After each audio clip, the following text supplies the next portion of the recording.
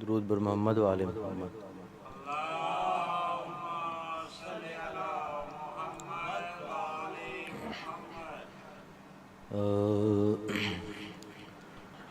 کیے ہیں شمر نے دو قتل، ایک خنجر سے کیے ہیں شمر نے دو قتل، ایک خنجر سے۔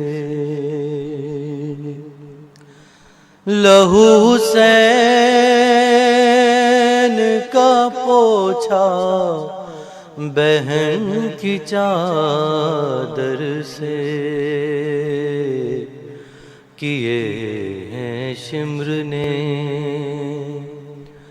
دو قتل، ایک خنجر سے۔ غریب زہرا وہیں روتے روتے مر جاتا،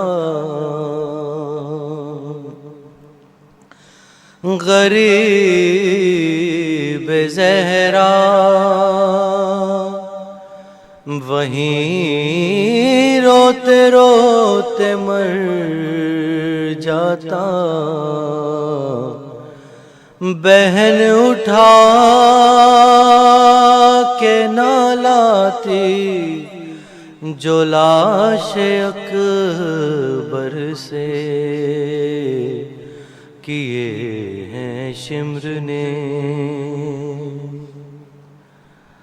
کسی نے بالوں سے پکڑا کوئی اٹھا کے چلا، کسی نے بالوں سے پکڑا کوئی اٹھا کے چلا، سر حسین کو مارا کسی نے پتھر سے، کیے ہیں شمر نے اسے اٹھایا ہے بابا کی لاش سے ایسے، اسے اٹھایا ہے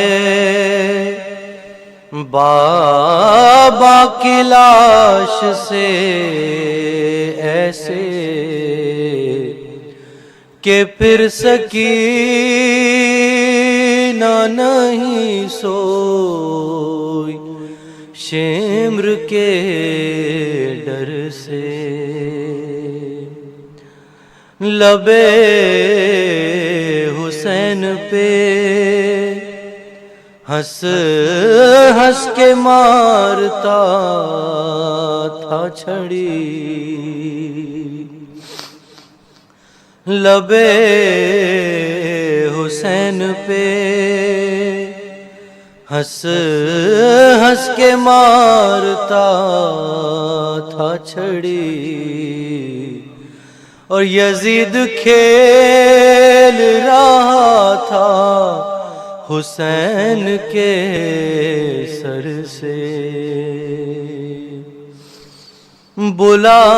بلایا شام کے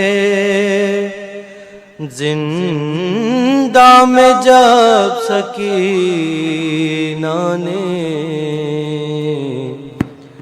حسین پیاس سے پلٹ آئے حوض کوثر سے، کیے ہیں شمر نے دو قتل ایک خنجر سے، لہو حسین کا پوچھا بہن کی چادر سے، کیے ہیں شمر نے۔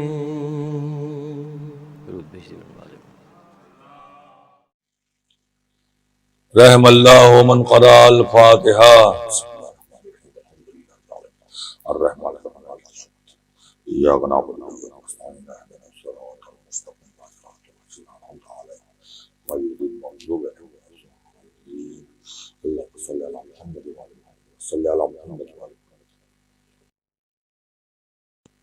لا حول ولا قوة إلا بالله العلي العظيم. حسبنا الله ونعم الوكيل، نعم المولى ونعم النصير. اعوذ باللہ من الشیطان اللعین الرجیم، بسم اللہ الرحمن الرحیم. الحمد للہ رب العالمین والعاقبۃ للمتقین والجنۃ للموحدین والنار للملحدین، والصلاۃ والسلام علی اشرف الانبیاء والمرسلین سیدنا و شفیعنا و نبینا بالقاسم محمد، اللہم صلی علی محمد و آلہ الطیبین الطاہرین المعصومین، لعنت اللہ علی اعدائہم اجمعین من یومنا ھذا الی یوم الدین. اما بعد فقد قال اللہ سبحانہ وتعالی فی القرآن المجید وقولہ الحق. بسم اللہ الرحمن الرحیم. ان الدین عند اللہ الاسلام.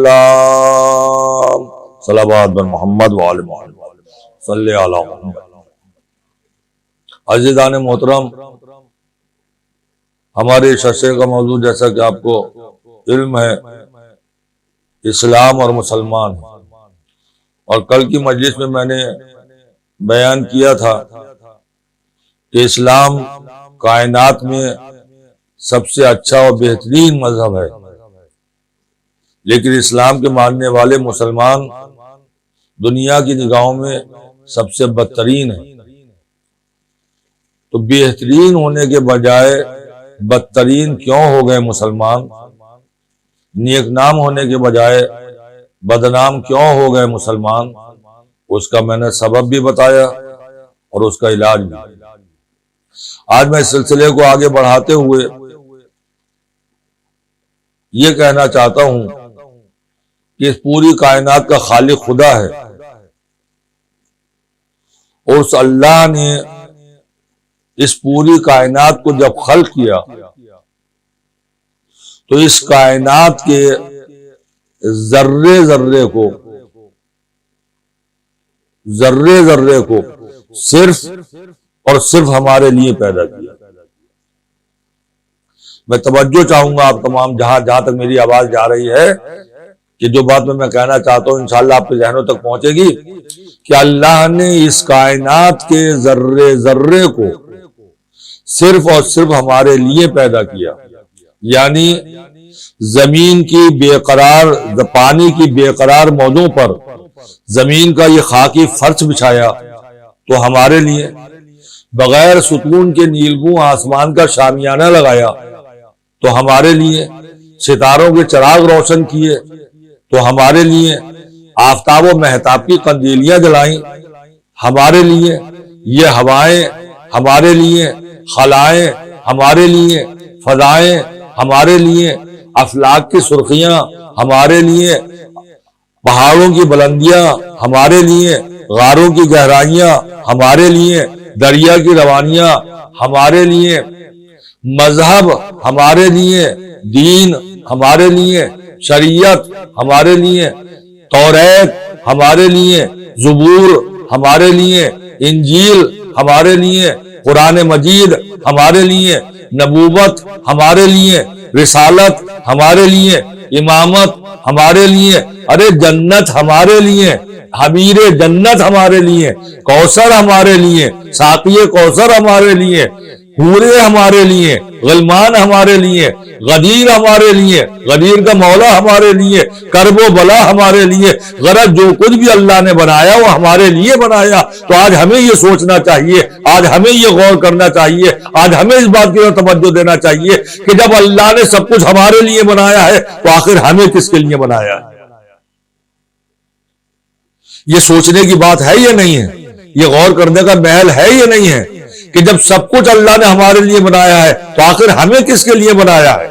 ہمیں کس کے لیے بنایا ہے یہ زمین کا فرش نہ بتا سکے گا. ہمیں کس کے لیے بنایا ہے یہ آسمان کا شامیانہ نہ بتا سکے گا. ہمیں کس کے لیے بنایا ہے یہ ستاروں کے چراغ نہ بتا سکیں گے. ہمیں کس کے لیے بنایا ہے یہ آفتاب و مہتاب کی قندیلیاں نہ بتا سکیں گی. ہمیں کس کے لیے بنایا ہے یہ اشجار اور اسمار نہ بتا سکیں گے. بلکہ اسے قرآن بتائے گا جس طرح قرآن نے بتایا خلق لکم ما فی الارض جمیعا، زمین میں جو کچھ بھی ہے وہ ہم نے تمہارے لیے پیدا کیا ہے. وسخر لکم الشمس والقمر، ہم نے تو چاند و سورج کو بھی تمہارے تابع کر دیا. غرض جو کچھ بھی بنایا وہ ہمارے لیے بنایا. اور ہمیں کس کے لیے بنایا؟ وما خلقت الجن والانس الا لیعبدون. قرآن مجید نے پکار کے کہا ہم پوری کائنات کو تمہارے لیے بنایا ہے مگر تمہیں تو ہم نے صرف اپنی عبادت کے لیے بنایا ہے. صلوات پڑھ دے پر محمد وعلی محمد صلی اللہ محمد وعلی محمد. آپ یہ آیت کے تیور دیکھیں وما خلقت الجن والانس الا لیعبدون، ہم نے پوری کائنات کو تمہارے لیے بنایا. اور تمہیں کس لیے بنایا؟ اپنی عبادت کے لیے. اسلام کہہ رہا ہے مسلمانوں سے، پوری کائنات کے لوگوں سے ہم نے تو پوری کائنات تمہارے حوالے کی، تمہارے لیے پیدا کیا اور تمہارا کام صرف یہ ہے کہ تم ہماری عبادت اور ہماری عبادت کر کے سچے مسلمان بن سکو.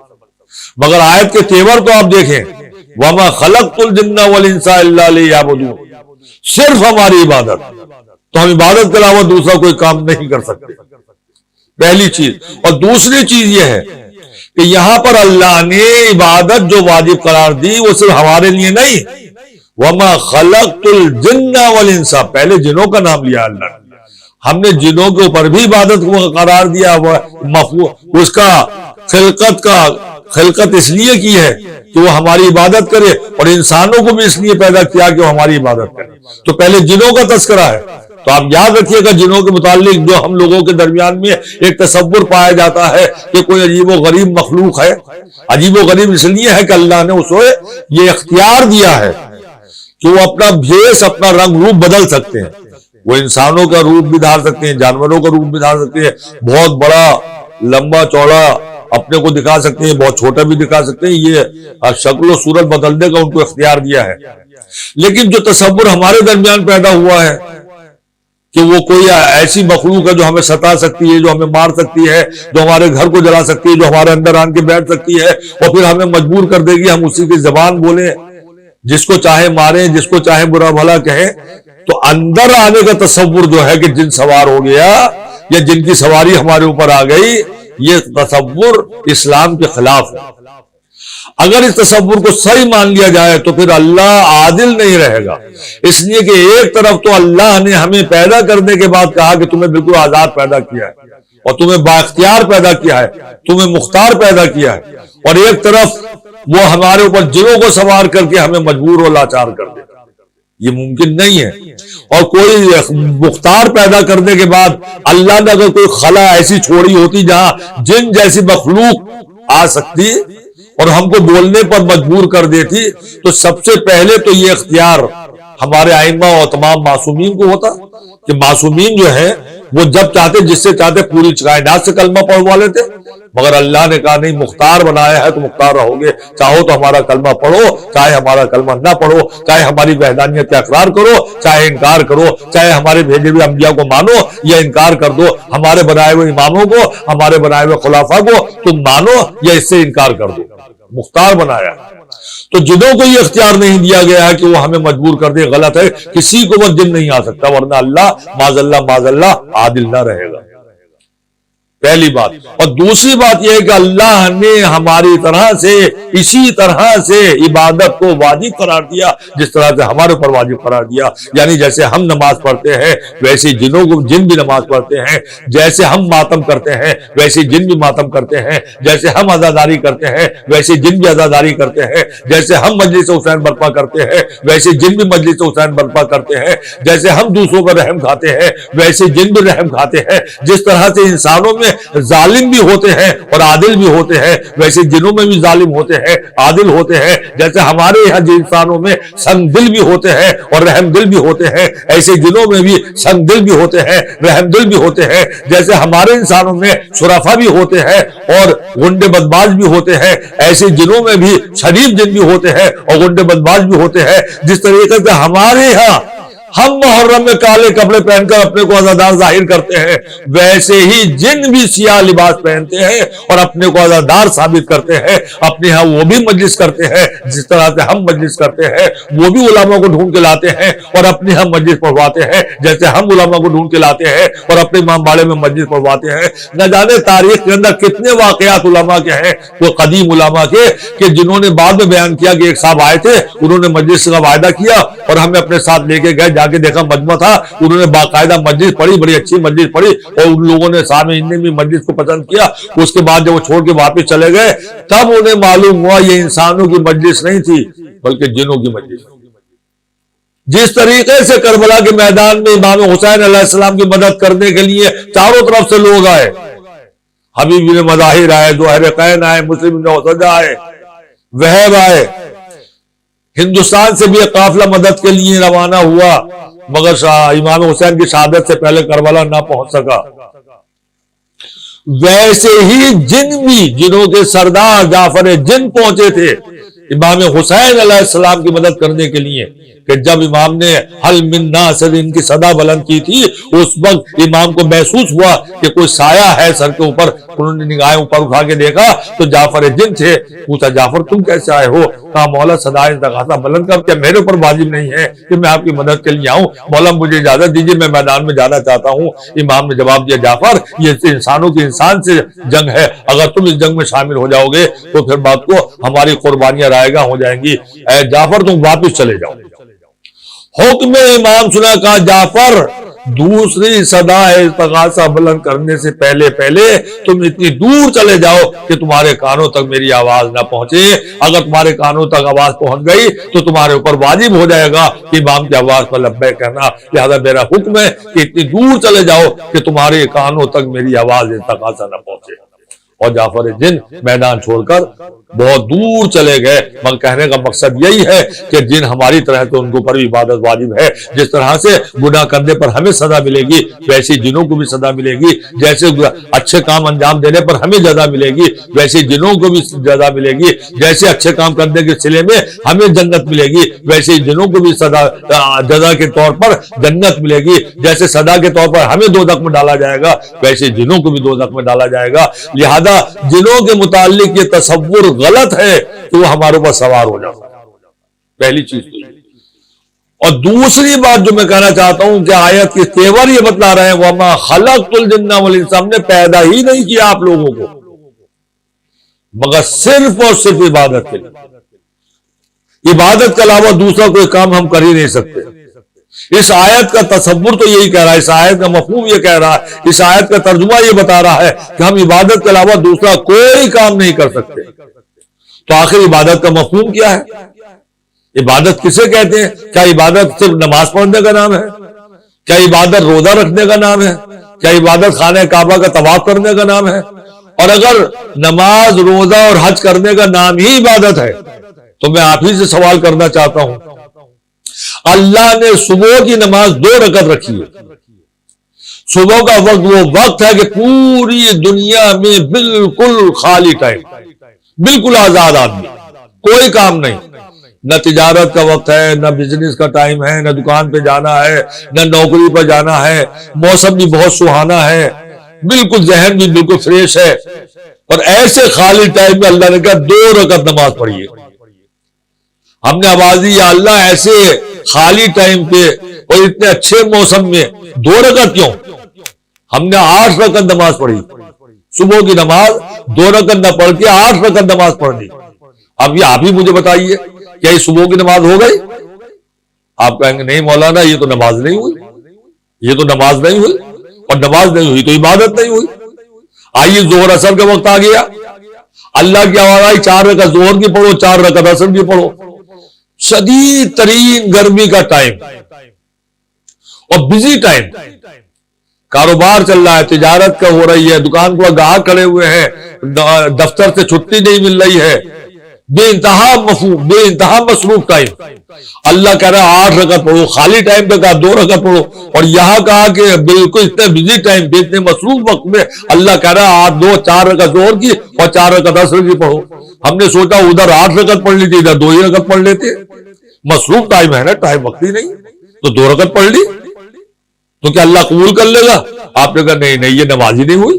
अल्लाह कह रहा 4 रकत जोहर की पढ़ो, 4 रकत असर की पढ़ो, आपने 2 रकत में कैसे निपटा दिया? ज्यादा ये नमाज नहीं हुई, और नमाज नहीं हुई तो इबादत भी नहीं हुई। लीजिए हम नमाज पढ़ रहे हैं और आप कह रहे हैं नमाज नहीं है, ये इबादत नहीं है। आइए साहब, रमजान आ गया, अब हमने हिसाब जोड़ा कि अब के रमजान मई और जून के महीने में पड़ रहा है। मई जून के जमाने में बहुत तवील दिन होता है, 18 घंटे, 17 घंटे, 16 घंटे का दिन, गर्मियों का जमाना, लू चल रही है, और अल्लाह कह रहा है रोजे रखो, 1 महीने के 30 रोजे रखो। हमने हिसाब जोड़ा कि ये तो बहुत गर्मी के दिन है, लू चल रही है, बड़ा परेशानी का वक्त है, 16 घंटे 17 घंटे कैसे रोजा रखेंगे? हमने हिसाब जोड़ा दिसंबर के महीने में दिन बहुत छोटा होता है, मौसम भी बहुत अच्छा होता है दिसंबर और जनवरी में, लिहाजा अल्लाह कह रहा है कि तुम रमजान में 30 रोजे रखो। हमने दिसंबर और जनवरी में 60 रोजे रमजान की नियत से रख लिए, 30 के बजाय 60 रखे, क्या हो गया?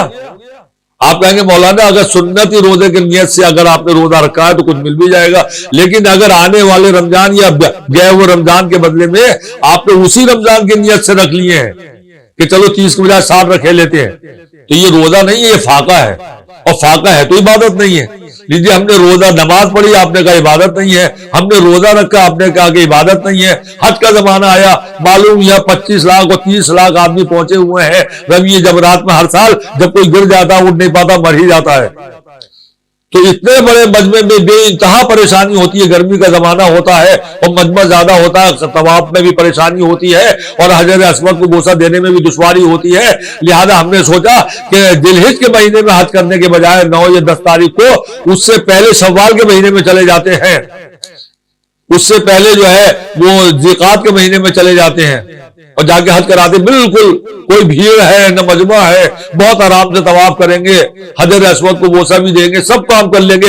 हज करके आए ज़िकात या शव्वाल के महीने में और आने के बाद खबर सुनाई अपने वतन वालों को हम हज कर आए। हर एक आदमी टोकेगा, अरे भैया हज तो जिलहिज में होता है, तुम शव्वाल में हज करके कैसे चले जाए? बोले हज के सारे अरकान अंजाम दे के आए हैं।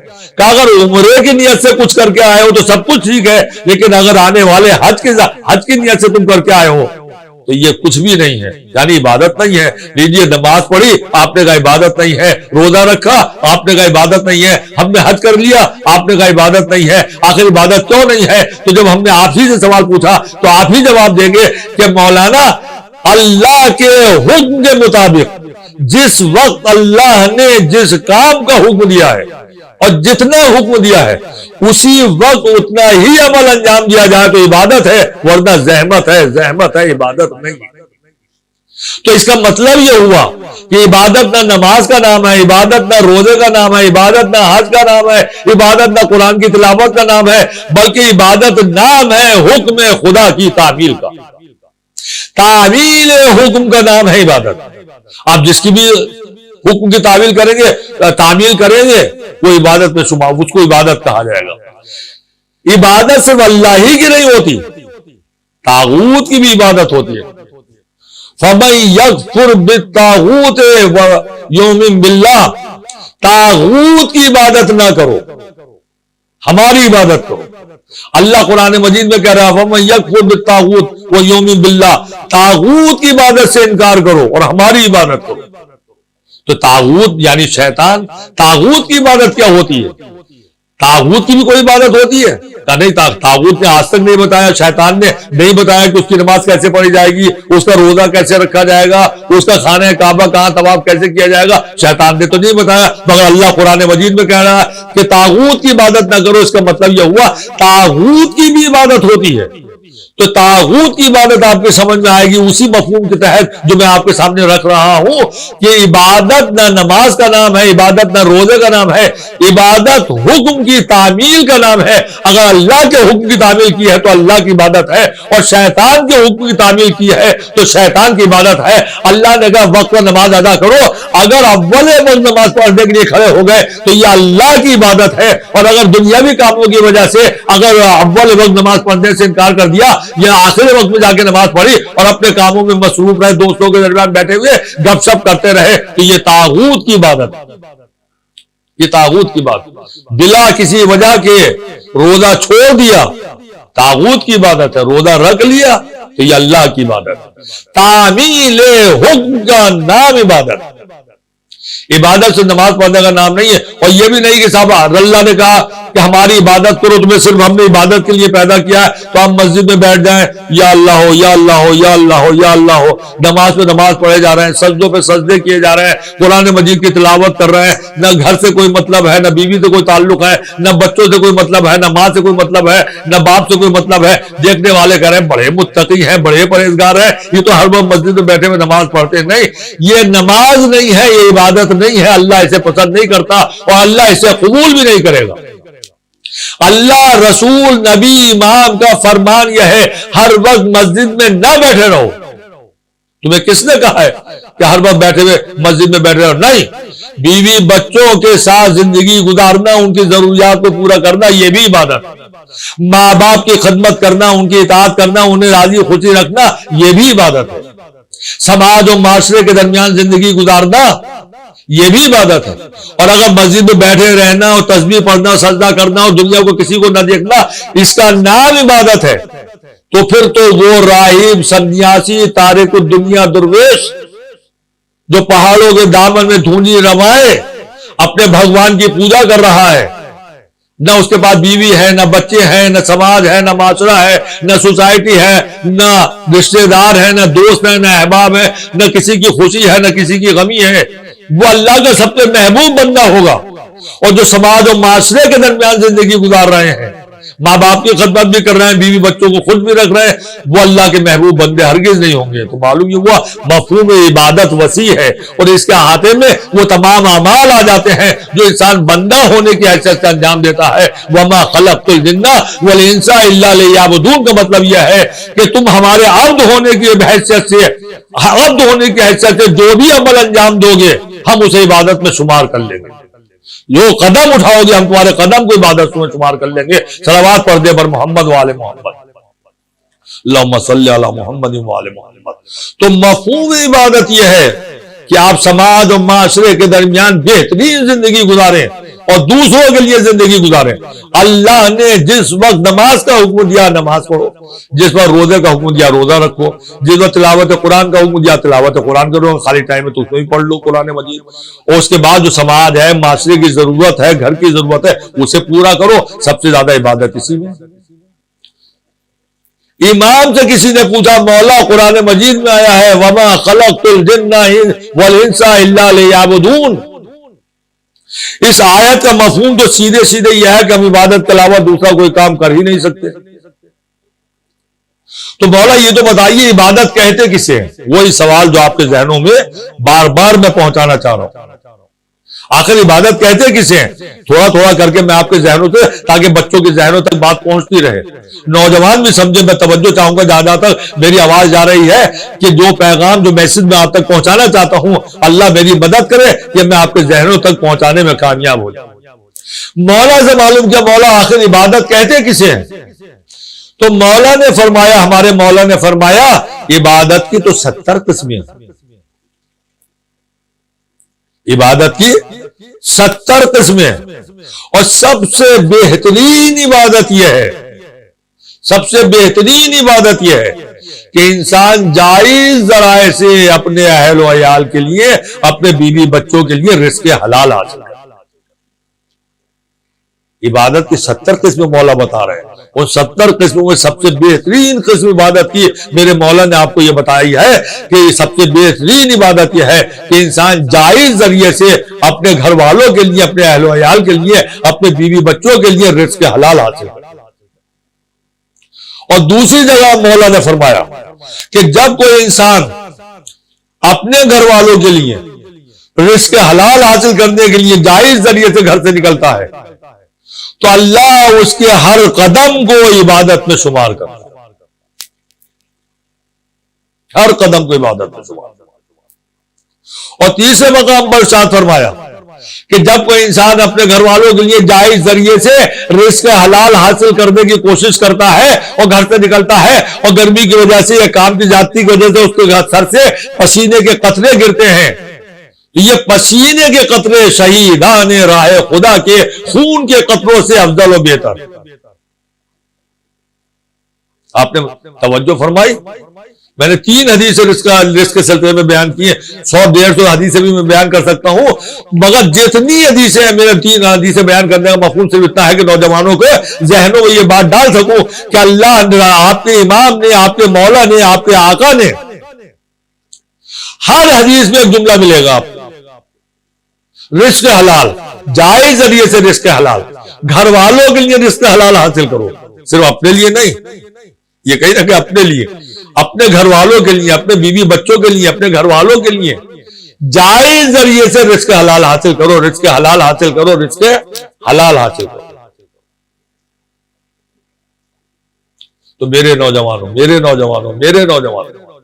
آج کے دور میں جو پورے نوجوان دوسری قوموں کے نوجوانوں کی طرح دوڑ بھاگ میں شریک ہو گئے ہیں کہ جہاں سے مل جائے، جیسے مل جائے، جتنا مل جائے وہ اپنی تجوری میں آ جائے، یہ فکر بالکل غلط ہے، بالکل غلط. ایک ہی فکر ہونی چاہیے. اگر تم غلام حیدر کرار ہو تو مولا کے فرمان پر عمل کر کے دکھاؤ کہ چاہے کم ملے یا زیادہ ملے مگر رزق حلال، جائز ذریعے سے رزق حلال. یہ کہنا کہ جہاں سے ملے، جیسے ملے، جتنا ملے وہ اپنی تجوری میں آ جائے، بالکل غلط، وہ بھی نہیں سکتا. ایک ہی فکر ہو، چاہے کم ہو یا زیادہ ہو مگر رزق حلال ہو. صبر کیجئے، صبر کیجئے، رزق حلال کا انتظار کیجئے، تلاش کیجئے. اللہ نے ہر انسان کی روزی لوح محفوظ پر لکھ دی ہے. ہر انسان کی روزی لوح محفوظ پر لکھی ہوئی، ہر دن کی روزی لوح محفوظ پر لکھی ہوئی. آج آپ کو آپ کے لوح محفوظ پر کیا لکھا ہوا ہے آپ کو نہیں معلوم. لوح محفوظ پر لکھا ہوا آج آپ کو 5,000 روپے ملنے والے ہیں، تو 5,000 ملیں گے. میرے دوستوں، میرے نوجوانوں بڑی توجہ کے ساتھ سنو. اس بھاگ دوڑ میں شریک نہ ہو. جہاں سے ملے، جیسے ملے، جتنا ملے، تمہارے اختیار میں کچھ بھی نہیں ہے. اختیار میں تو اللہ کے ہے. اللہ نے تمہارے پیدا ہونے سے پہلے تمہاری ہر دن کی روزی لوح محفوظ پر لکھ دی ہے. آج تمہیں کتنا ملے گا اور کہاں سے ملے گا، یہ دونوں باتیں لوح محفوظ پر لکھی ہوئی. اگر یہ تمہارے اختیار میں ہوتا، ہم سے نوجوان کہتے ہیں مولانا آج کے اس دور میں، ترقی یافتہ دور میں، اگر ہم جائز و ناجائز، حلال و حرام کا خیال کریں گے تو ہم تو فاقوں مر جائیں گے، کچھ بھی حاصل نہیں ہوگا. میں ایسے بگڑے ہوئے نوجوانوں سے یہ کہنا چاہتا ہوں کہ جائز اور ناجائز کا خیال کیے بغیر اگر تم نے روزی حاصل کرنے کی کوشش کی تو کیا تمہارا یہ خیال صحیح ہے کہ تم زیادہ حاصل کر لو گے اور جائز اور ناجائز کا خیال کرو گے تو کم ملے گا؟ جائز اور ناجائز کا خیال کیے بغیر حاصل کرو گے تو 10,000 مل جائیں گے اور جائز اور ناجائز کا خیال کرو گے 2,000 ملیں گے؟ نہیں، اتنا ہی ملے گا جتنا لوح محفوظ پر لکھا ہوا ہے۔ اللہ نے 2 باتوں کا علم آپ کو نہیں دیا، اور 2 باتوں کا علم اللہ دے دیتا تو کاروبار دنیا بالکل ٹھپ ہو جاتا، نہ کہیں مارکیٹ ہوتی، نہ بازار ہوتا، نہ دکان ہوتی، نہ آفس ہوتا۔ وہ 2 باتیں کون سی ہیں؟ پہلی چیز تو یہ ہے کہ آج ہمیں کتنا ملنا ہے یہ لوح محفوظ پر لکھا ہوا ہے، ہمیں اس کا علم نہیں دیا گیا۔ اور دوسرا یہ کہ 5,000 لوح محفوظ پر لکھے ہوئے ہیں تو 5,000 ملنے ہیں، کہاں سے ملنے ہیں یہ اللہ نے ہم کو نہیں بتایا۔ اور ان 2 باتوں کا علم اگر ہمارے پاس ہو جاتا تو کاروبار دنیا ٹھپ ہو کے رہ جاتا، بازار بند ہو جاتے، دکانیں بند ہو جاتی۔ کیوں؟ اس لیے کہ اگر ہمیں لوح محفوظ پڑھنے کا شرف حاصل ہو جائے اور معلوم ہو جائے کہ ہمارے مقدر میں آج 5,000 لکھے ہوئے ہیں اور صبح 8 بجتے ہی کاروبار شروع ہوتے ہی آپ کو 5,000 مل گئے اور آپ کو اللہ کے اوپر پورا بھروسہ ہے، لوح محفوظ پر پورا بھروسہ ہے، تو آپ کو یہ بھی یقین ہوگا کہ 5,000 لکھے ہیں تو 5,001 نہیں ملے گا، اتنے ہی ملیں گے۔ تو بتاؤ کون بے وقوف ہے؟ صبح 8 بجے اگر آپ کو 5,000 مل گئے تو شام کو 8 بجے تک کون بے وقوف دکان کھول کے بیٹھے گا اور کاروبار کرے گا؟ رات کی روزی تو ہمیں مل گئی، اب کائے کو وقت ضائع کرے، لہٰذا چلو کہیں گھومنے چلتے ہیں یا گھر چلتے ہیں، آرام کریں گے۔ بند ہو جاتی کاروبار یا نہیں بند ہوتے؟ دوسری بات نہیں بتائی کہ کہاں سے ملیں گے، کس کے پاس سے ملیں گے۔ اگر آپ نے لوح محفوظ پڑھ لیا اور وہاں معلوم ہوا کہ مولانا شوکت عباس کے پاس سے ہمیں ملے گا روزی، آج 5,000 لکھا ہوا ہے، اس کو لوح محفوظ پر 5 ہی ملیں گے، اور لکھا ہوا ہے کہ مولانا شوکت عباس کے ذریعے سے ملیں گے، تو آپ کو کیا ضرورت ہے 10 جگہ تلاش کرنے کی؟ سیدھے سیدھے میرے پاس آئیں گے، مولانا ہم نے لوح محفوظ دیکھا ہے، آپ مجھے 5,000 دینے والے دے دیجئے۔ کس چیز کے بدلے میں 5,000 دینے والے وہ لے لیجئے۔ تو میرے گھر سے آپ وہ لے جاتے اور جو میری ضرورت ہے 5,000 کے بدلے میں وہ دے دیتے اور گھر جا کے سو جاتے، آرام کرتے، تو کاروبار دنیا ٹھپ ہو جاتا نہیں ہوتا؟ اللہ نے کہا 2 باتیں لوح محفوظ پر لکھ دی ہیں، تمہیں نہیں بتائیں گے۔ کتنا ملنا یہ بھی تمہیں نہیں بتایا جائے گا، کہاں سے ملنا یہ بھی نہیں بتایا جائے گا۔ تمہارا کام یہ ہے کہ صبح کو نماز کے بعد اپنی روزی روٹی کی تلاش میں گھر سے نکلو اور اس جگہ تک پہنچو جہاں ہم نے تمہاری روزی محفوظ کی ہے، اور وہاں سے اپنی روزی روٹی حاصل کر لو۔ ملے گا اتنا ہی جتنا کہ لوح محفوظ پر لکھا، 5,000 لکھے تو 5,000 ملیں گے، 6 نہیں ہوں گے، 4 بھی نہیں ہوں گے، 5 ہی ملیں گے۔ بس گھر سے نکلنے بعد یہی روزی 5,000 کی جائز کیسے ہو جائے گی، ناجائز کیسے ہو جائے گی، رزق حلال کیسے ہو جائے گا، رزق حرام کیسے ہو جائے گا؟ گھر سے نکل کے ہمیں اس مقام تک پہنچنا ہے، اس شخص تک پہنچنا ہے جہاں پہ اللہ نے ہماری روزی محفوظ کی ہے۔ بس گھر سے نکل کے اس روزی کو حاصل کرنے کے لیے جو ذریعہ ہم استعمال کر رہے ہیں، بھئی یہ ذریعہ اگر جائز ہے تو روزی حلال ہے، اور اگر ذریعہ ناجائز استعمال کر دیا ہے تو وہی روزی جو ہے ناجائز اور حرام ہو جائے گی۔ ملیں گے اتنے ہی جتنے اللہ نے لوح محفوظ پر لکھے ہیں، لیکن وہی کبھی جائز بن کے ملتے ہیں، رزق حلال ہو جاتا ہے، وہی کبھی رزق حرام ہو جاتا ہے۔ بس ایک واقعہ آپ کے سامنے میں پیش کروں گا تاکہ بچوں کے ذہن میں بھی یہ بات آ جائے کہ رزق حلال وہی رزق حلال کیسے ہوتا ہے اور رزق حرام کیسے ہوتا ہے۔ ذریعہ ناجائز ہے تو رزق حرام ہو جائے گا، اور ذریعہ جائز ہے تو وہی رزق حلال ہو جائے گا۔ میں ایک واقعہ میں آپ کے سامنے میں پیش کروں، ایک مرتبہ صلوات پڑھ دے مل جل کے، صلوات اللہم صلی علی محمد وعلی محمد۔ ہمارے اور آپ کے آقا و مولا علی علیہ السلام ایک سفر سے واپس آ رہے ہیں۔ دیکھیے بچوں ذہن میں رکھیے گا، لوح محفوظ پر جتنا لکھا ہے اتنا ہی ملے گا۔ ذریعہ جائز ہے، رزق حلال ہے، ذریعہ ناجائز ہے تو رزق حرام ملے گا اتنا ہی جتنا لکھا ہوا۔ مولا سفر سے آ رہے ہیں، مسجد کے قریب پہنچے، نماز کا وقت، امام گھوڑے سے اترے نماز پڑھنے کے لیے۔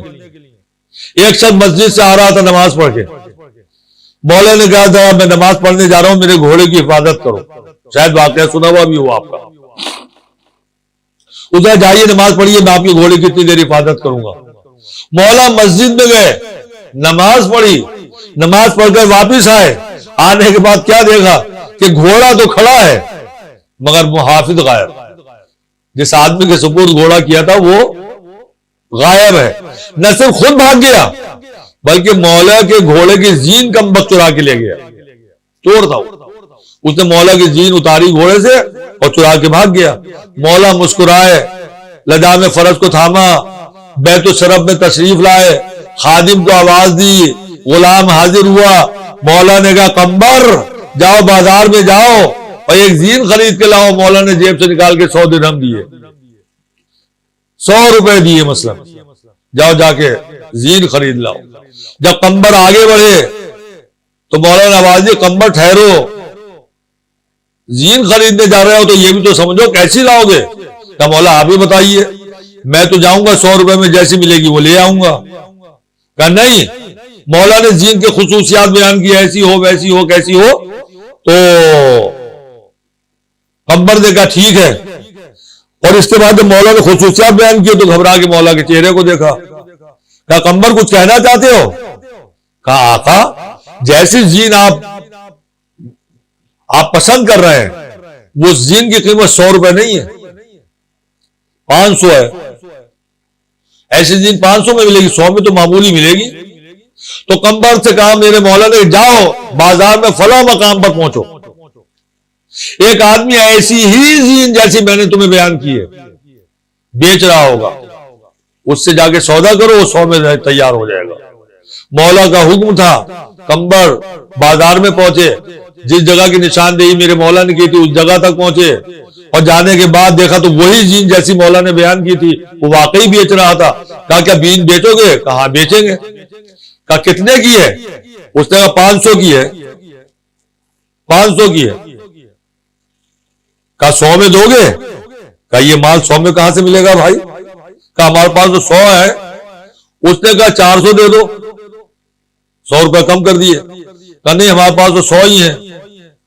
وہ اور 100 اترا گا 300 میں دے دو. ہوتے ہوتے 150 تک آیا. کہا اس سے کم نہیں کریں گے. تو قمبر نے کہا دینا تو 200 میں، نہ تو میں جا رہا ہوں، میرے پاس تو کچھ بھی زیادہ نہیں ہے، 100 ہی ہے. جب قمبر پلٹنے لگے تو اس نے آواز دی، کہا چلو لے جاؤ 100 میں ہی. اور اس نے 100 لے لیے اور زین قمبر کو دے دی. قمبر زین لے کے چلے، مولا کی خدمت میں پہنچے، زین پیش کر دی، مگر باغور مولا کے چہرے کو بھی دیکھا. مولا نے کہا قمبر کچھ سوال کرنا چاہتے ہو؟ کہا آقا بہت اہم سوال ہے، یہ 500 کا مال 100 میں کیسے مل گیا؟ اور آپ کو پہلے ہی سے معلوم تھا کہ ایک آدمی بیچ رہا ہے ایسے زین وہ 100 میں دے دے گا. تو مولا مجھے واقعے سے آگاہ تو کیجئے، آخر آپ کو کیسے معلوم تھا پہلے سے، اور وہ 500 کا مال 100 میں دینے میں کیسے تیار ہو گیا، مجھے بتائیے. تو مولا نے قمبر تم نے غور نہیں کیا تھا؟ غور کرو، غور سے دیکھو زین کو، ایک مرتبہ اور دیکھو. قمبر نے غور سے جب دیکھا تو گھبرا کے کہا ارے آقا یہ تو اپنا ہی مال معلوم ہوتا ہے. قمبر نے گھبرا کے کہا ارے آقا یہ تو اپنا ہی مال لگتا ہے. تو مولا نے مسکرا کے قمبر صحیح پہچانا، یہ اپنا ہی مال ہے، یہ اپنی ہی زین ہے، تم نے صحیح پہچانا. تو مولا ہوا کیا؟ تو مولا نے وہی چیز بیان کی جسے میں اپنے نوجوانوں کو اتنی دیر سے ان کے ذہنوں تک پہنچانا چاہتا ہوں. میرے نوجوانوں سمجھنے کی کوشش کرو، جتنا لوح محفوظ پر لکھا ہوا ہے اتنا ہی ملے گا، اور جہاں سے اللہ لوح محفوظ پر لکھا ہوا ہے کہاں سے ملے گا؟ وہیں سے ملے گا. اگر ذریعہ جائز ہے تو رزق حلال ہے، اور ذریعہ ناجائز ہے تو رزق حرام ہے. یہی بات میں آپ کو سمجھانے کی کوشش کر رہا ہوں، اور یہی مسئلہ آپ کے مولا آپ کے آقا بتا رہے ہیں. قمبر سے کہا مقمر لوح محفوظ پر اللہ نے آج اس کی روزی 100 لکھی تھی، آج اس کی روزی 100 لکھی تھی، اور لوح محفوظ پر لکھا تھا کہ میرے ذریعے سے وہ 100 ملیں گے. جب میں نے گھوڑا اس کے سپورٹ کیا تو دل میں نیت کی کہ جب میں نماز پڑھ کے واپس آؤں گا تو اس کی مزدوری 100 روپے دے دوں گا، 100 دے دوں گا. میں نے نیت کی تھی. اس نے صبر نہ کیا. اگر یہ تھوڑی دیر صبر کر لیتا تو 100 ہی ملتے، جو ہم ملے وہی 100 ملتے، مگر اگر ذرا دیر صبر کر لیتا تو وہی رزق حلال ہو کر ملتا.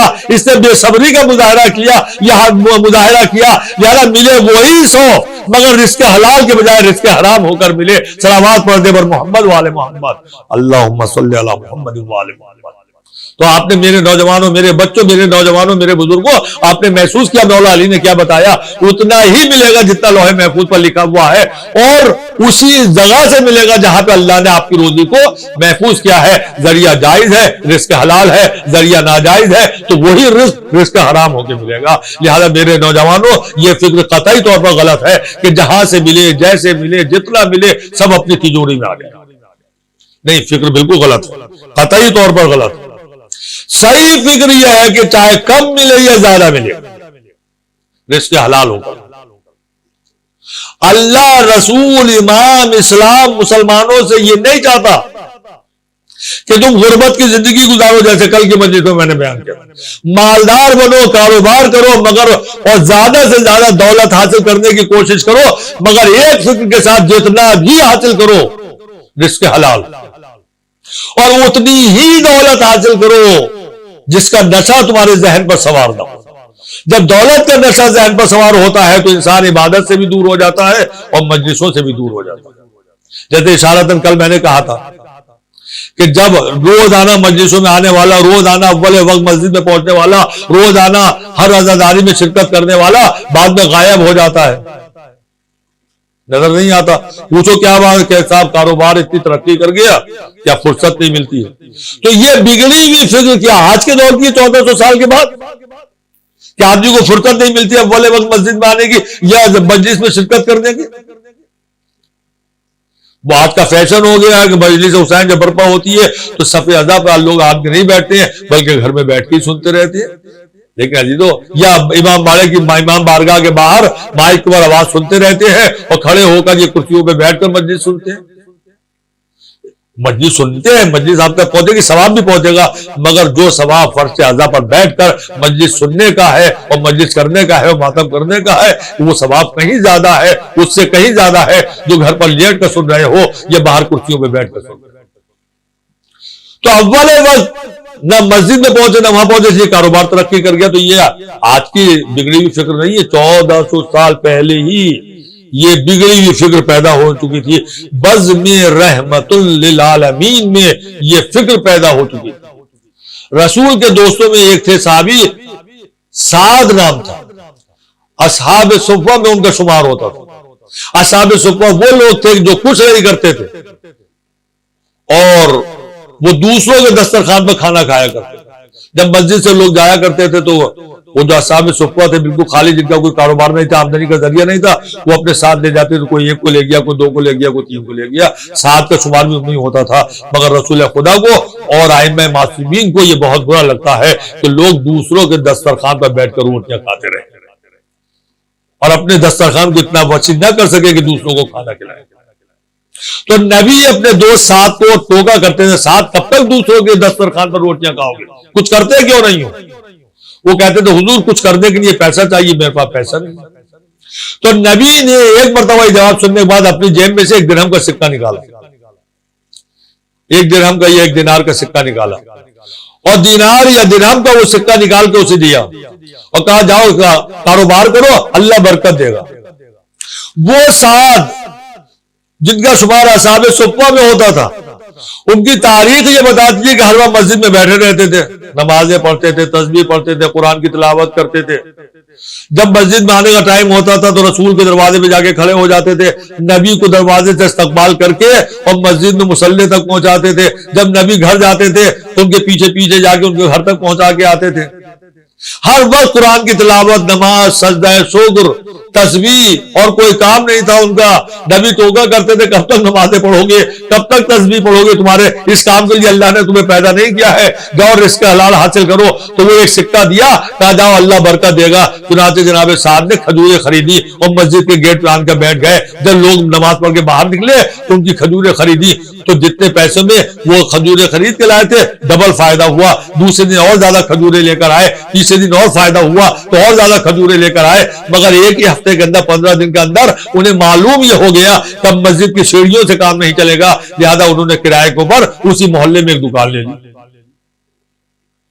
وہاں کھجوریں اور کوالٹی کی لے کے آئے اور بہت بڑا کاروبار انہوں نے کھجوروں کا شروع کر دیا. پھر ایک دکان سے 2 دکانیں اور 2 دکان سے 3 دکانیں اور 4 دکانیں شہر کے اندر کھول لی. کبھی اس دکان پہ جاتے ہیں, کسی کو بٹھا رکھا ہے, وہاں کا حساب کتاب دیکھتے ہیں, کبھی دوسری دکان پہ جاتے ہیں, وہاں مال پہنچا دیتے ہیں, کبھی تیسری دکان پہ جاتے ہیں. اب وہ ساتھ جو ہر وقت مسجد میں بیٹھے رہتے تھے, اب تو واجب نماز پڑھنے کے لیے بھی اول وقت ان کے پاس وقت نہیں ہے, بلکہ اب تو جب نماز شروع ہو جاتی ہے تب ساتھ دوڑتے ہوئے مسجد کی طرف آتے ہیں, اور جب پیش نماز اور جماعت کی نماز رکوع میں پہنچتی ہے تو یا اللہ کہہ کے رکوع میں شریک ہو جاتے ہیں, اور جب نماز ختم ہوتی ہے اللہ اکبر اللہ اکبر اللہ اکبر تو تسبیح اٹھا کے چل دیتے ہیں کہ راستے میں تسبیح پڑھنے کے وقت ہی نہیں ہے اتنا.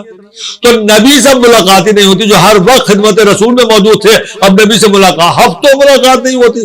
ایک دن نبی نے پوچھ لیا ہے سعد آج کل تم سے ملاقات ہی نہیں ہوتی, تم مسجد میں نظر ہی نہیں آتے.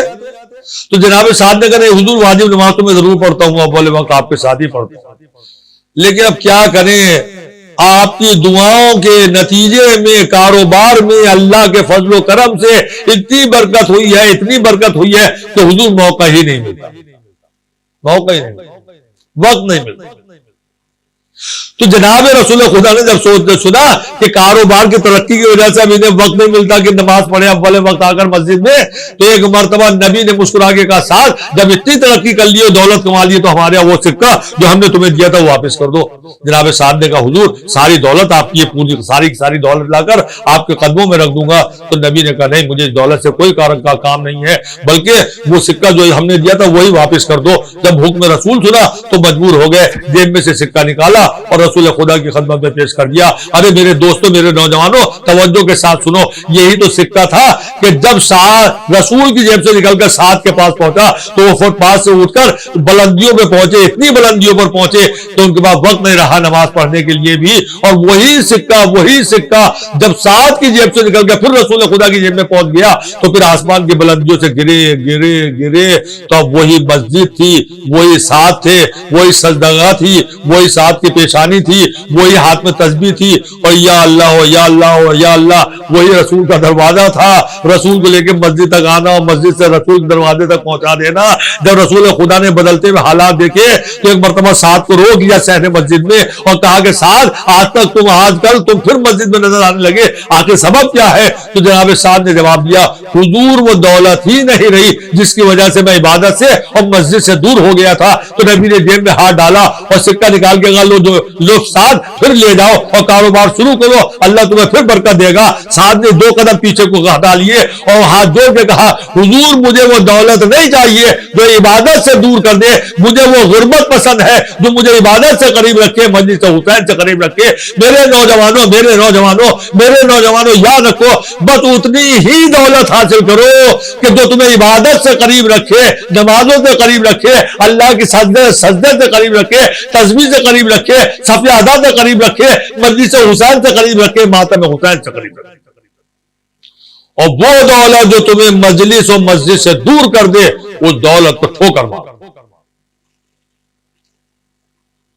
جو عبادت سے بھی قریب ہو اور محبت حسین بھی اس کے دل میں رہے, بس اتنی ہی دولت.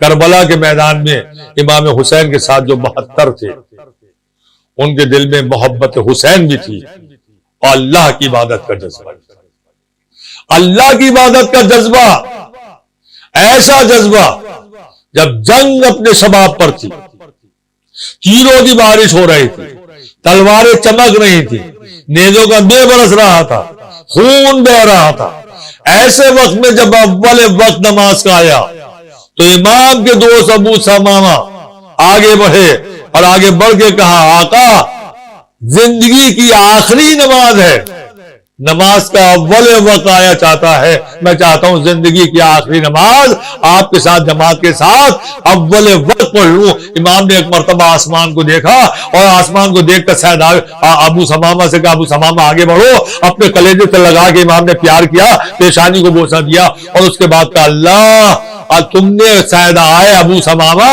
تم نے اول وقت نماز کو یاد کیا ہے, اللہ تمہیں نماز گزاروں میں شمار کرے۔ میرے نوجوانوں، میرے بزرگوں، میرے بھائیوں، میری بہنوں، یاد رکھنا امام نے ابو سمامہ کو یہ دعا نہیں دی ہے، یہ دعا آپ کے لیے بھی ہے، اور قیامت تک جتنے امام کے چاہنے والے پیدا ہوتے رہیں گے ان کے لیے بھی ہے۔ امام نے کہا اول وقت نماز کو یاد کیا ہے، اللہ تمہیں نماز گزاروں میں شمار کرے۔ اگر آپ بھی اول وقت نماز کو یاد کریں گے تو امام کی دعا آپ کے لیے بھی ہے کہ تم نے نماز کو اول وقت یاد کیا ہے، اللہ تمہیں نماز گزاروں میں شمار کرے۔ تم نے اول وقت نماز کو یاد کیا ہے، اللہ تمہیں نماز گزاروں میں شمار کرے، اللہ تمہیں نماز گزاروں میں شمار کرے۔ لہذا کیسا بھی مشکل وقت ہو، کیسی بھی مصیبت آن پڑی ہو، مگر اول وقت نماز کو رکھ۔ یہ دعا امام حسین علیہ السلام چاہتے ہو تو اول وقت نماز کو۔ آپ کو یاد ہونا چاہیے کہ جناب زینب نے ناقے کی پشت پر نماز واجب چھوڑیے، نماز شب بھی کبھی قضا کی۔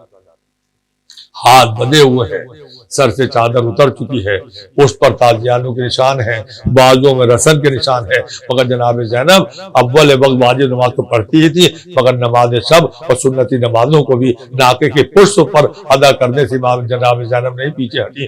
اول وقت نماز شب بھی پڑھتی رہی، جب نماز کا وقت آیا نماز پڑھ لی۔ یہ جناب زینب کیا آپ کو درس ہے کہ چاہے کیسا بھی مصیبت وقت ہو، کیسا بھی مصیبت کا وقت ہو، مگر نماز کو ترک نہ کرنا۔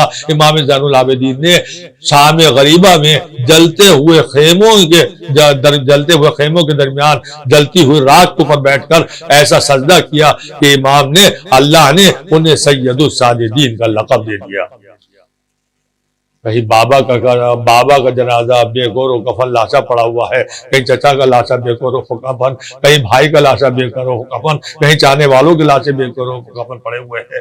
مگر جب سجدہ کرنے کا وقت آیا تو بیمار امام نے جلتی ہوئی ریت پر سجدہ کر کے بتایا کہ ہمارے چاہنے والوں چاہے کیسا بھی مصیبت کا وقت آئے مگر کبھی بھی اللہ کے سجدے سے انکار نہ کرنا اور تاخیر نہ کرنا۔ عزیزانو، میں نے کل آپ کے سامنے پیش کیا تھا کہ حسین کی چاہنے والی حسین کی یتیمہ سکینہ نے بڑی مصیبت اٹھائی تھی۔ سب کربلا کے شہید 3 دن کے بھوکے اور پیاسے ہیں، لیکن اسیروں کو کب پانی ملا پینے کے لیے اور کب ملا کھانا کھانے کے لیے؟ بتا دیجو 17 محرم کی تاریخ ہے، 17 محرم کی تاریخ ہے۔ یہ لٹا ہوا قافلہ جو 13 محرم کو کربلا سے چلا تھا وہ ابھی کوفے میں ہے۔ اور آپ یاد رکھیے عزیزانو، یہ لٹا ہوا قافلہ جب کربلا سے چلا ہے تو ظالموں نے لٹے ہوئے قافلے پر بھی بڑے ظلم کھائے ہیں۔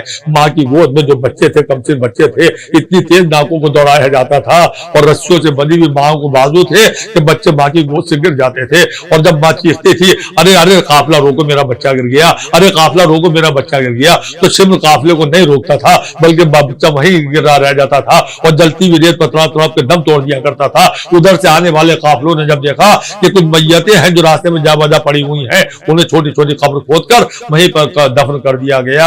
اسی درمیان میں تاریخ بتاتی ہے کہ جناب سکینہ ناکے کی پشت سے گری تھی تو جناب زینب نے شمر کو آواز دی تھی اور شمر کو آواز دے کر کہا تھا ارے ظالم، سکینہ حسین کی چاہنے والی سکینہ، حسین کی بیٹی سکینہ، حسین کی یتیمہ سکینہ ناکے سے گر گئی ہے، ذرا قافلہ روک لے۔ مگر شمر نے قافلہ روکنے سے انکار کیا تو جناب زینب نے ایک مرتبہ حسین کے کٹے ہوئے سر کو دیکھا اور آواز دی بھیا آپ کے سینے پر سونے والی سکینہ، آپ کے سینے پر سونے والی سکینہ راہ کوفہ میں گر گئی ہے اور شمر قافلہ نہیں روک رہا ہے، ارے بھیا کچھ کرو۔ ایک مرتبہ آواز دی اے بھیا عباس دیکھو سکینہ تمہاری بھتیجی سکینہ، تم تو بہت محبت کرتے تھے، سکینہ راہ کوفہ میں گر گئی ہے اور شمر قافلہ نہیں روک رہا ہے، ارے بیٹا علی اکبر تمہاری بہن سکینہ گر گئی ہے، ارے کیا کروں میں، کیسے روکوں قافلے کو؟ شمر قافلہ روکنے کے لیے تیار نہیں ہے۔ جب زینب نے فریاد کی حسین کے سر کو دیکھ کر اے بھیا تمہارے سینے پر سونے والی سکینہ راہ کوفہ میں گری ہے اور شمر قافلہ نہیں روک رہا، ادھر زینب نے فریاد کی، ادھر سر حسین خولی ملعون کے ہاتھ سے گر کر جس نیزے کے اوپر سر حسین تھا وہ نیزہ اس کے ہاتھ سے چھوٹا اور زمین میں جا کے گڑ گیا۔ خولی نے لاکھ کوشش کی کہ سر حسین کو زمین سے اٹھا سکے مگر نہ اٹھا سکا، تو اس نے شمر کو آواز دی، صورتحال سے آگاہ کیا۔ ایک مرتبہ شمر آگے بڑھا، اس نے کوشش کی لیکن جب سر حسین آگے نہ بڑھا تو اس نے خولی سے کہا رکو میں بھی سر حسین کو آگے بڑھاتا ہوں۔ یہ کہہ کے شمر آگے بڑھا. میں نے سوچا کہ شاید اب 2-4 سپاہیوں کو لے کر آئے گا, طاقتور اور پہلوانوں کو لے کر آئے گا جو زمین سے نیزہ اٹھانے کی کوشش کریں گے. نہیں میرے دوستو, شمر کے قدم اپنے سپاہیوں کی طرف نہ بڑھے بلکہ وہ اس بیمار امام کی طرف جاتا ہوا نظر آیا. اس بیمار ہاتھ کی طرف گیا جس کے ہاتھوں میں ہتکڑیاں تھی, پیروں میں بیڑیاں تھی, گلے میں خاردار توق تھا, مجھ پر تازیانوں کے نشان تھے. شمر قریب پہنچا, اپنا تازیانہ ہوا میں لہرایا اور عزاداروں کو ظلم کیا کہ بیمار کی چیخیں بلند ہو گئی. روگے کارے شمر کی اذیت دے رہا ہے, میری پشت سے خون جاری ہو گیا. شمر نے کہا اپنے بابا سے جا کے کہو آگے بڑھے ورنہ اس تازیانے سے اور اذیت دوں گا.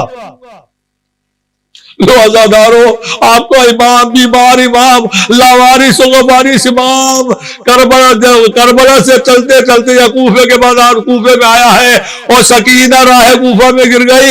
ایک مرتبہ بیمار امام نے ہتکڑیوں کے بدن کو سنبھالا, بیڑیوں کی تکلیف کو برداشت کیا, گلے میں خاردار توق کو برداشت کرتے ہوئے آہستہ آہستہ چلتے ہوئے بابا کے سر کے پاس آئے, ہاتھوں کو جوڑا. بابا سکینہ راہ کوفہ میں گر گئی ہے. اور شمر یہ کہہ رہا تمہارے بابا کا سر آگے نہیں بڑھتا, ہمیں قافلے کو آگے بڑھانا ہے. یہ بابا بتائیے, شمر کو بتائیے آپ آگے کیوں نہیں چلتے ہیں. ایک مرتبہ سر مریدہ سے آواز آئی, اے بیٹا میں آگے کیسے بڑھوں, میرے سینے میں سونے والی سکینہ راہ کوفہ میں گر گئی. ارے شمر کو بتاؤ, جب تک سکینہ نہیں آئے گی قافلہ آگے نہیں بڑھ سکے گا. جب سر حسین سے آواز آتے ہوئے سنی تو ایک مرتبہ شمر نے بیمار امام سے کہا جاؤ جلدی سے جاؤ, تاخیر ہو رہی ہے, اپنی بہن کو تلاش کر کے لاؤ. ایک مرتبہ بیمار امام آگے بڑھے, جناب زینب کے ناکے کے پاس آئے, ہاتھوں کو جوڑا, صورت حال بتائی اور کہا پھوپھی اما دیکھیں میرے ہاتھوں میں کتنے زخم ہیں, میرے پیروں میں چھالے پڑ گئے ہیں, ہتھکڑیوں کی وجہ سے پنڈلیاں بھی زخمی ہیں, میرے خاردار توق کی وجہ سے پورا گلا زخمی ہے, پشت سے خون جاری ہے. میں سکینہ کو تلاش کرنے کے لیے کیسے چلوں, کیسے قدم اٹھاؤں. جائیے پھوپھی اما آپ جا کے سکینہ کو تلاش کر لیجئے. حکم امام سنا, زینب ناقے سے اتری, حیدر کرار کی بیٹی جنگل میں آئی, ہو کا عالم ہے, سناٹا ہے. ایک مرتبہ نجف کا رخ کر کے کہا بابا آپ کی بیٹی جنگل میں ہے, آپ مشکل کشائے زمانہ ہے, بابا آئیے. بقی کا رخ کر کے کہا اماں آپ کی سکینہ راہ کوفہ میں تنا ہے, جنگل میں تنا ہے, خوف محسوس ہو رہا ہے, اماں میری مدد کو آئیے. سکینہ تلاش کرتی ہوئی آگے بڑھی, آواز بھی بیٹی سکینہ کہاں ہو, ارے میری لال سکینہ کہاں ہو, تمہارا باپ بہت پریشان ہے, حسین رو رہے ہیں, بھیا کی آنکھوں میں آنسو ہیں. سکینہ آواز دو تاکہ تمہاری آواز کے سہارے میں تمہیں تلاش کر سکوں. ایک مرتبہ زینب نے کیا دیکھا, سرے راہ نقاب پوش بی بیٹھی ہوئی ہے, ان کی گود میں سکینہ ہے. سکینہ فریاد کر رہی ہے ہمارا بابا مارا گیا, میرے چچا کے بازو کاٹ دیے گئے, میرے بھیا کو مار دیا گیا, ہمارے گھر جلا دیے گئے, ہمارے سروں سے چادریں اتار لی, میرے رخساروں پر شمر نے تماچے مارے, کانوں سے خون جاری ہے, شمر نے گوشوارے چھین لیے. اور بیوی تسلی و تشفی دے رہی ہے, پیار کر رہی ہے, محبت کا برتاؤ کر رہی ہے. ایک مرتبہ زینب آگے بڑھی, اپنے ہاتھوں کو جوڑا, اے بیوی اللہ تم کو جزائے خیر دے, آپ نے یتیمہ کے اوپر رحم تو کھا لیا.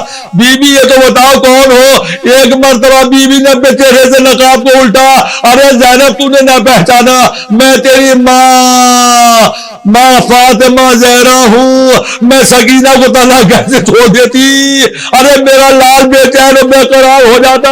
میں سکینہ کے پاس آ گئی, بس جیسے ہی زینب نے دیکھا ماں آ گئی, ایک مرتبہ طرف کے قدموں پہ خود کو گرا دیا اور قدم پکڑ کے رونے لگی, اماں اب آئی ہو, ہمارا گھر اجڑ گیا, اماں میرا بھیا 3 دن کا بھوکا پیاسا مارا گیا, عباس کے شان قلم ہو گئے, اماں اب آئی ہو, ہمارے خیمے کے شعلے بلند ہو رہے تھے, ہمارے سروں سے چادریں اتر گئی. اماں کوفے کا بازار تھا, تماشائیوں کا مجمع تھا, آپ کی بیٹی سربراہ نہ تھی, ایک منادی کی ندا تھی, یہ زینب ہے, یہ ام کلثوم ہے, یہ سکینہ ہے. سیعلم الذین ظلموا ای منقلب ینقلبون الا لعنۃ اللہ علی القوم الظالمین رضا بقضائہ وتسلیما لامرہ الہی بحق زہرا الہی بحق زہرا الہی بحق زہرا. الہی چار معصومین کا واسطہ ہماری اس مختصر سی ادا کو قبول فرما. پالنے والے ہمیں احکام دین سیکھنے اور اس پر عمل کرنے کی توفیق عنایت فرما. سیرت مولا کائنات پر غلامان حیدر کرار کو عمل کرنے کی توفیق عنایت فرما. کنیزان جناب فاطمہ زہرا کو سیرت فاطمہ پر عمل کرنے کی توفیق عنایت فرما. ہم میں جو غریب ہیں ان کی غربت کو دور فرما, جو پریشان حال ہے ان کی پریشانی کو دور فرما, جو مریض ہیں انہیں صحت و شفا عنایت فرما. امام کا ظہور جلد از جلد فرما, ہمیں ان کی آواز و انصار میں شامل فرما.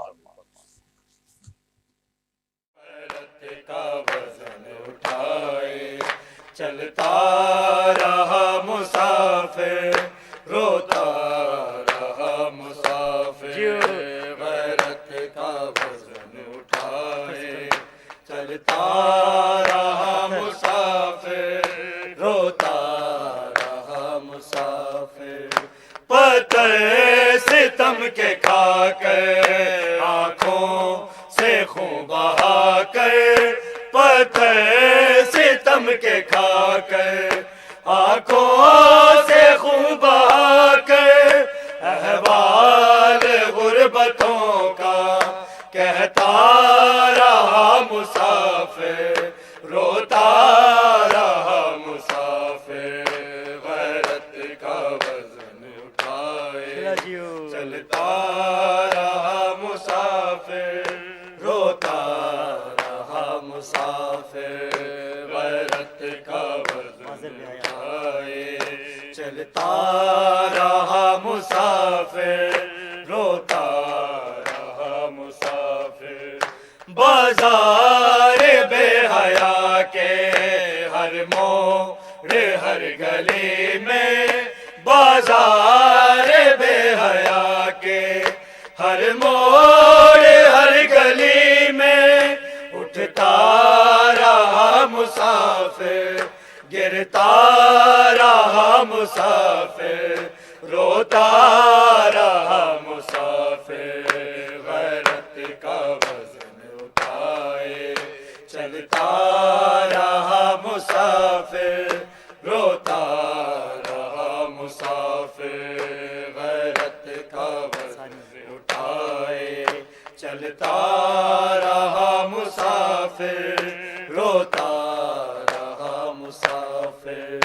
ہر گام تازیانے کھاتا رہا مسافر روتا رہا مسافر.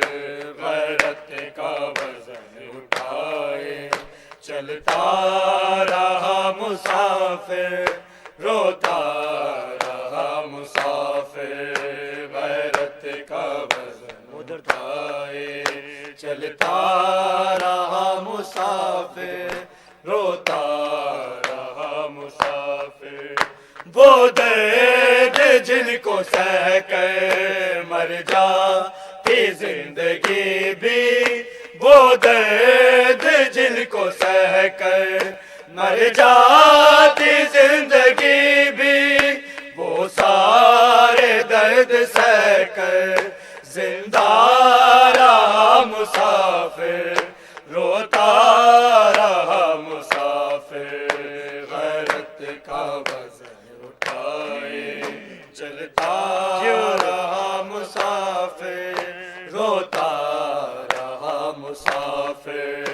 غیرت کا وزن اٹھائے چلتا رہا مسافر روتا رہا مسافر. پڑھتی رہی نگاہیں ہائے کھلے سروں پر, پڑھتی رہی نگاہیں ہائے کھلے سروں پر, مرنے کی دعائیں کرتا رہا مسافر روتا رہا مسافر. غیرت کا وزن اٹھائے چلتا رہا مسافر روتا رہا مسافر.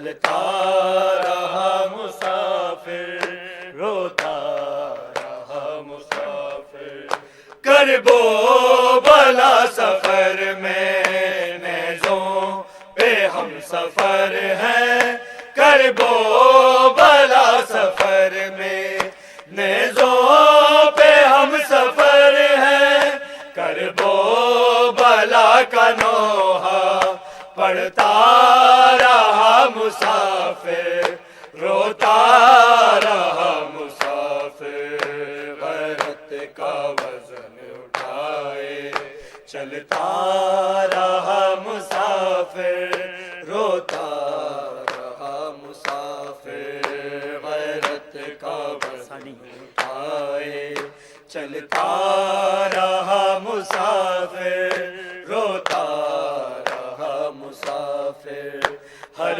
گام تازیانے کھاتا رہا مسافر، روتا رہا مسافر، غیرت کا وزن اٹھائے چلتا رہا مسافر، روتا رہا مسافر، غیرت کا وزن اٹھائے چلتا رہا مسافر، روتا رہا مسافر، جس سمت بھی ستم گر زنجیر کھینچتے تھے، جس سمت بھی ستم گر زنجیر کھینچتے تھے، اس سمت راستوں میں جاتا رہا مسافر، روتا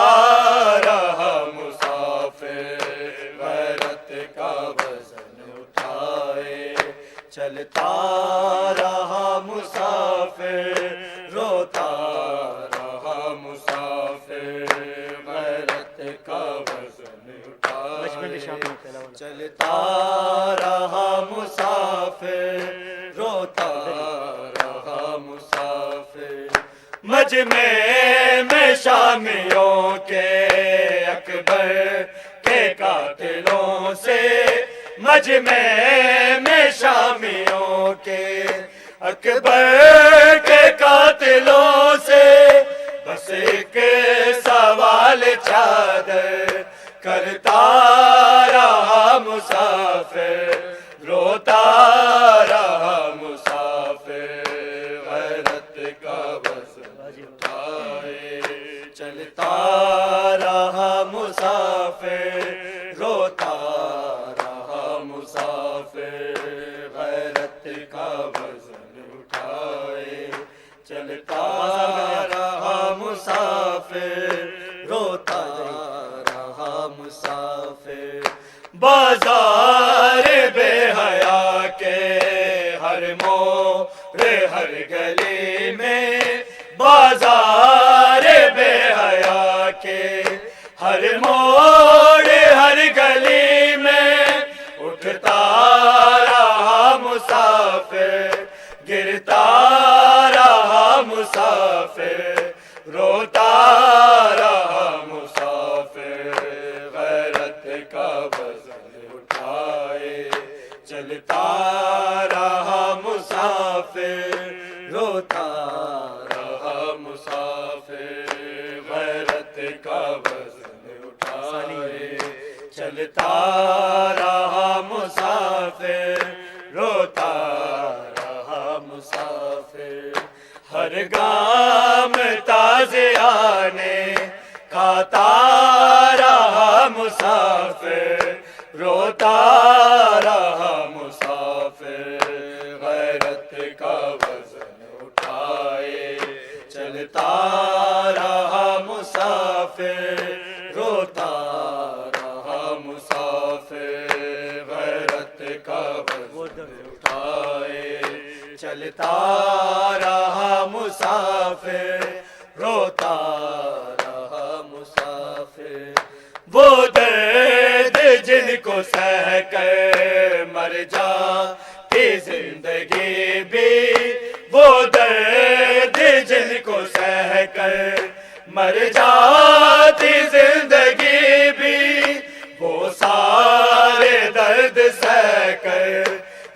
روتا رہا مسافر، روتا رہا مسافر، غیرت کا وزن اٹھائے چلتا رہا مسافر، روتا رہا مسافر، حسین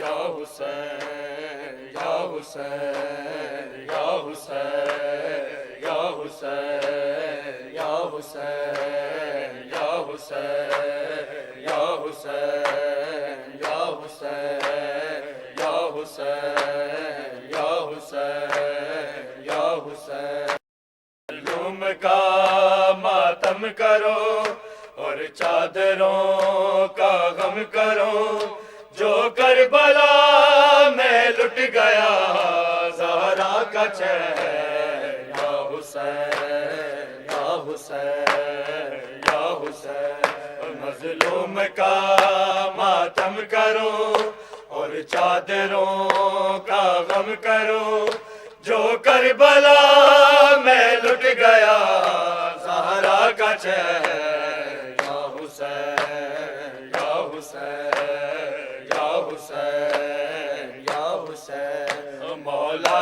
علی کا لاڈلا دوش نبی پر ہے پلا، ہے فاطمہ کا نور ہے مولا حسین، یا حسین یا حسین یا حسین یا حسین، مولا علی کا لاڈلا دوش نبی پر ہے پلا، ہے فاطمہ کا نور ہے مولا حسین، یا حسین یا حسین یا حسین یا حسین، وہ زندان سے وہ کہہ رہی اب تک ستم میں سہ رہی، تیری صدا سے بات میں ملتا ہے چین، یا حسین یا حسین یا حسین، وہ زندان سے وہ کہہ رہی اب تک ستم میں سہ رہی، تیری صدا سے بات میں ملتا ہے چین، یا حسین یا حسین یا حسین،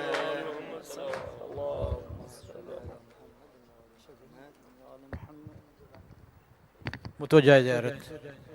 السلام علیکہ یا ابا عبداللہ، السلام علیکہ یا ابن رسول اللہ، السلام علیکہ وعلی جدک و ابیک، السلام علیکہ وعلی امک و اخیک، السلام علیکہ یا ابن فاطمۃ الزہراء سیدتی نساء العالمین، السلام علیکم ورحمۃ اللہ وبرکاتہ۔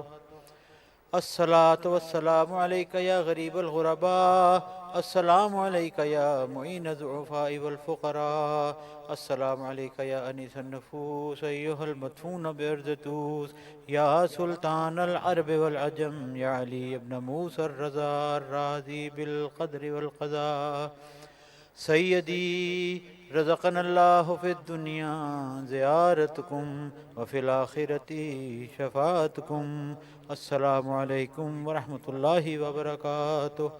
الصلاة والسلام علیکہ یا صاحب العصر والامر والزمان، السلام علیکہ یا شریک القرآن، السلام علیکہ یا خلیفۃ الرحمن، السلام علیکہ یا امام الانس والجان، الامان الامان من فتن الزمان، عجل اللہ تعالی فرجک وسہل اللہ تعالی مخرجک وظہورک، وجعلنا من انصارک واعوانک والمستشہدین بین یدیک تحت لوائک، الصلاة والسلام علیکم جمیعا ورحمۃ اللہ وبرکاتہ۔